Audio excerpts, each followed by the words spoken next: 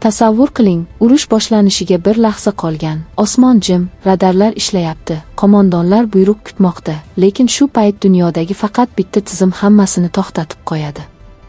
Hech qanday portlashsiz, hech qanday shovqinsiz, jang boshlanmasdan oldin urushni tugatadigan kuch ishga tushadi. Aynan shu lahzada tarix boshqa tomonga buriladi, chunki endi g'alaba raketani uchirishda emas, uni umuman uchirmaslikda. Bu tizim oddiy qurol emas. U dushmanni yo'q qilishga emas, qaror qabul qilish imkonini olib qo'yishga qaratilgan. Qarshi tomon hali nima bo'layotganini tushunishga ulgurmasdan, uning barcha rejalari ma'nosiz bo'lib qoladi. Samolyotlar havoga ko'tarilmaydi, raketalar uchmaydi, buyruqlar bekor qilinadi. Chunki tizim ishlay boshlagan zahoti urushning ozi keraksizga aylanadi. Eng hayratlanarlisi shundaki, bu tizim ko'rinmaydi. Uni osmonda ko'ra olmaysiz, yerda payqay olmaysiz.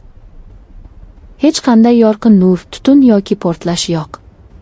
Ammo ta'siri shu qadar kuchliki, hatto eng zamonaviy qurollarga ega davlatlar ham bir zumda ojiz bo'lib qoladi.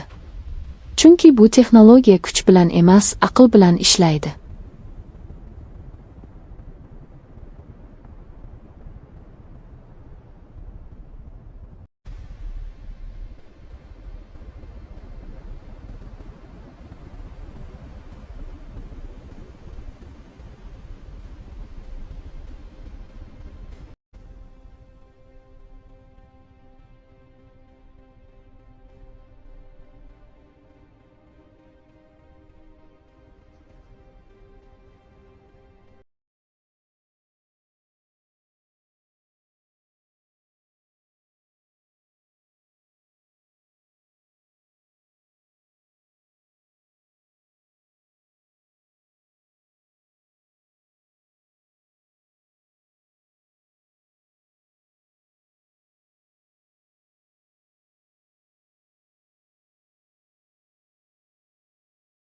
U harbiy doktrinalarni tubdan o'zgartirdi.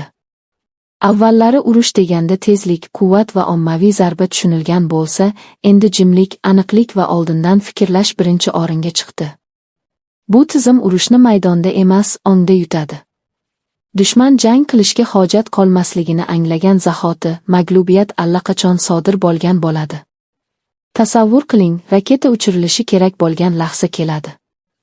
Barcha hisob-kitoblar tayyor, nishon aniqlangan, vaqt belgilangan. Lekin aynan shu paytda tizim faollashadi. Qarshi tomondagi barcha elektron tizimlar bir-biriga mos kelmay qoladi. Signal bor, lekin ma'no yo'q. Buyruq berilgan, lekin bajarilmaydi. Raketalar go'yoki mavjud, ammo ularni boshqarish imkonsiz. Bu texnologiya urib tushirmaydi. U to'xtatadi. Eng xavfli jihati ham shu. Chunki urib tushirilgan raketa baribir uchgan bo'ladi, xavf allaqachon yuzaga keladi. Ammo bu tizim bilan xavf tugilishidan oldin yo'q qilinadi.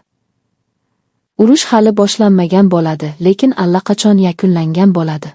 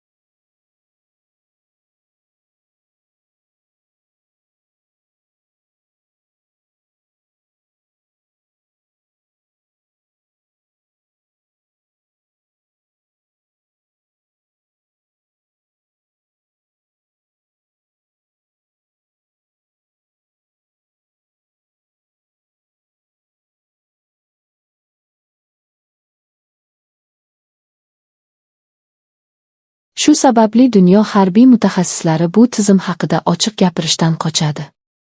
Chunki u muvozanatni buzadi. Agar bunday imkoniyat faqat bitta tomonda bo'lsa, qolgan barcha strategiyalar qadrsizlanadi. Eng qimmat samolyotlar, eng tezkor raketalar, eng kuchli flotlar ham foydasizga aylanadi. Chunki ular qaror qabul qila olmaydigan holatga tushib qoladi. Bu tizim urushni qonuniy jihatdan ham o'zgartirdi. Chunki u hujum qilmaydi, himoyalanmaydi, lekin natija beradi. Kimdir mag'lub bo'ladi, lekin zarba berilmaydi. Bu esa yangi savollarni tug'diradi. Agar urushsiz mag'lubiyat bo'lsa, bu urush hisoblanadimi? Agar portlashsiz yutish mumkin bo'lsa, kelajakda qurollarga ehtiyoj qoladimi?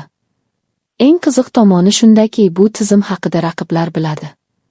Ular uning mavjudligini tan oladi. Lekin qarshi yechim topa olmaydi.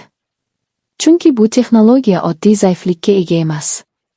Uni yo'q qilish uchun an'anaviy usullar ishlamaydi. U markazsiz, moslashuvchan va doimiy o'zgaruvchan.